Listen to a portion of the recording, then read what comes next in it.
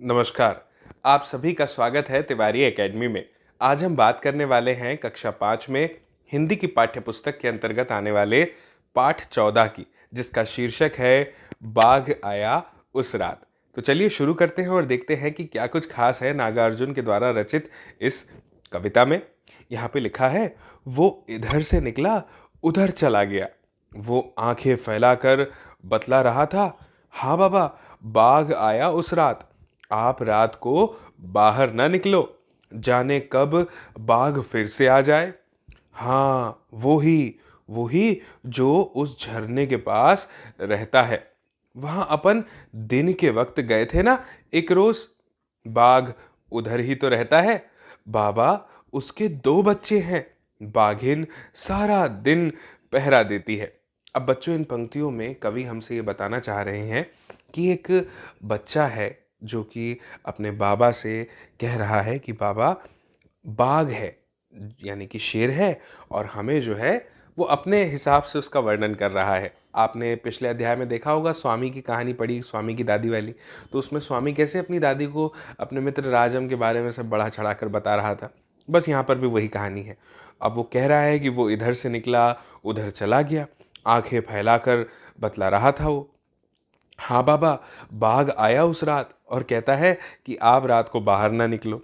आपने देखा होगा ना, अक्सर जब हम घर में ऐसा वातावरण होता है, जब बड़े लोग किसी चीज़ के बारे में मना करते हैं और अचानक से बच्चों के सामने वो चीज़ होने लगती है, तो बच्चे भी फिर क्या करते हैं, बड़ों को समझाइश देने की कोशिश करते हैं कि नहीं, ऐसा नहीं होना चाहिए। तो बस यहाँ पर भी वही हो रहा है बच्चों। यहाँ पे लिखा है कि बाबा, बाघ उस रात को आया और आप रात को बाहर जो है वो नहीं निकले, जाने कब बाघ फिर से आ जाए। वही वाला बाघ, कौन सा वाला, जो उस झरने के पास में रहता है। वहाँ पे कोई तथाकथित झरना है जिसकी वो बात कर रहा है। ये भी कह रहा है कि वहाँ अपन दिन के वक्त गए थे ना एक रोज़, वही वाला। बाघ उधर ही तो रहता है बाबा, उसके 2 बच्चे हैं। बाघिन सारा दिन पहरा देती है। बाघ या तो सोता है या बच्चों से खेलता है। अब देखिए, वो मतलब अपने स्तर पर, अपने ज्ञान के स्तर पर जो उसका संभव वर्णन है वो कर रहा है। आगे लिखा है, दूसरा बालक बोला कि बाघ कहीं काम नहीं करता, न किसी दफ्तर में न कॉलेज में। छोटू बोला, स्कूल में भी नहीं। 5 साला बेटू ने हमें फिर से आगाह किया, अब रात को बाहर होकर बाथरूम न जाना। तो ये तो एक कविता है बच्चों, जो बहुत सारी भावनाओं की अभिव्यक्ति करती है। और कई बार ऐसा होता है ना, जैसा कि हमने पहले पढ़ा हुआ है कि हम कविता पढ़ते हैं, हमें समझ में भी आती है, और फिर कुछ साल बाद हम उस कविता को पढ़ते हैं तो हमें लगता है कि अरे, आज हमने इसको पहली बार पढ़ा। क्योंकि कविता में बहुत सारी भावनाएं होती हैं बच्चों, बहुत सारे अर्थ छिपे होते हैं। एक चित्र हमारे जहन में उकेरती हैं, ये हमारे मन में एक चित्र बनता है जब भी हम कोई कविता पढ़ते हैं। तो नागार्जुन एक बहुत ही प्रसिद्ध कवि हैं और उनकी ये रचना है और बहुत ही अच्छी रचना है। आपको बता दूं कि बाघों की स्थिति जो है बच्चों हमारे देश में बहुत ही ज़्यादा, इस समय आप मान के चलिए कि बहुत ही दुखदाई बनी हुई है।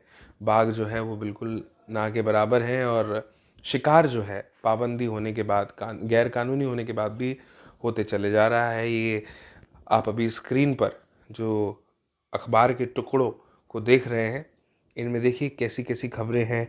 नींद में छिपा सेहत का राज, किस तरह के बच्चे होते हैं अच्छे, बच्चों ने बिखेरे कल्पना के रंग, आसमान से ज़मीन पर गिरी सब्जियां, है ना, 18 घंटे तक की देरी से चल रही है रेलगाड़ियाँ, इस बार पसीने से छुड़ा रही है दिल्ली की सर्दी।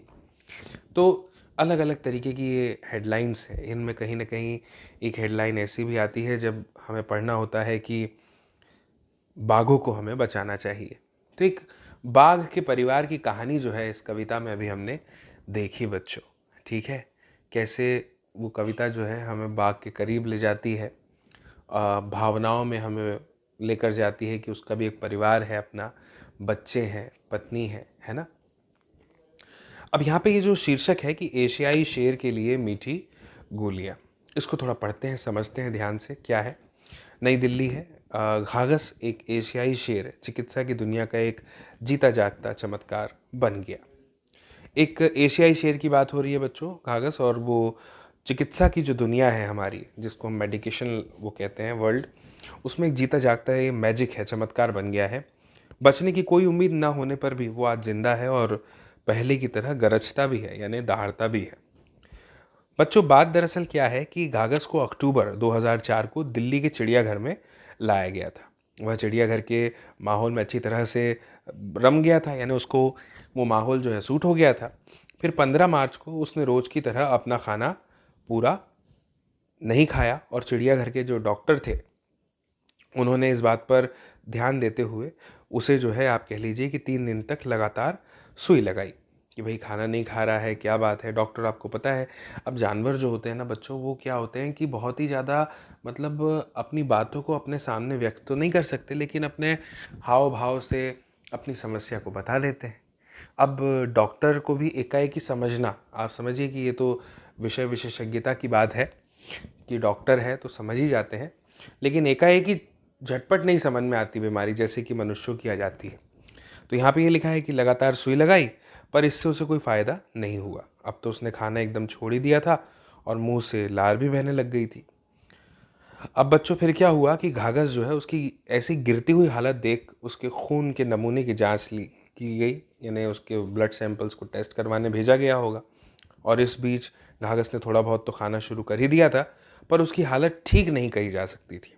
वह अपने पिछले पैरों से लंगड़ाने भी लगा था। सोचिए कितनी दुखदाई स्थिति होती है।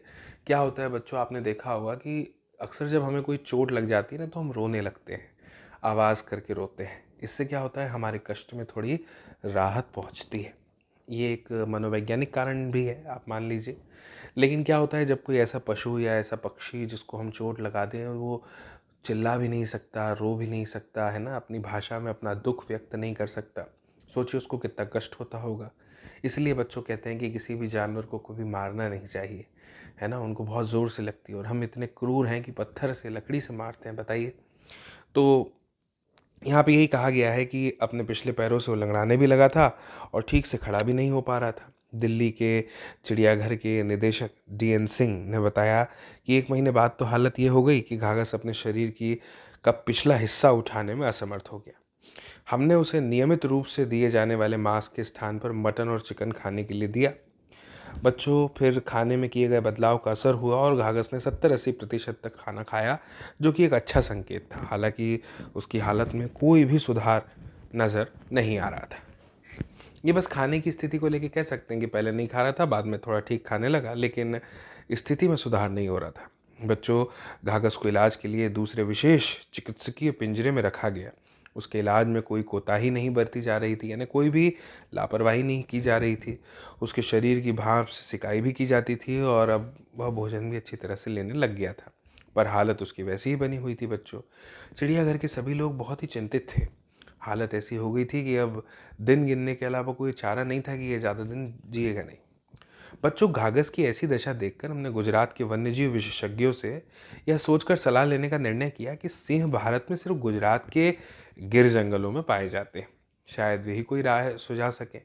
तो बच्चों, सिंह ने आगे बताया कि गुजरात के प्रमुख वन्यजीव संरक्षक ने उन्हें आणंद के डॉक्टर RG जानी से संपर्क करने का सुझाव दिया कि आप उनसे सलाह लीजिए। होता है ना, जब हमें कई बार आराम नहीं लगता तो कोई चिर परिचित लोग होते हैं जो सुझाव देते हैं कि भाई तुम उनको दिखाओ, उनको बताओ, बस वही स्थिति।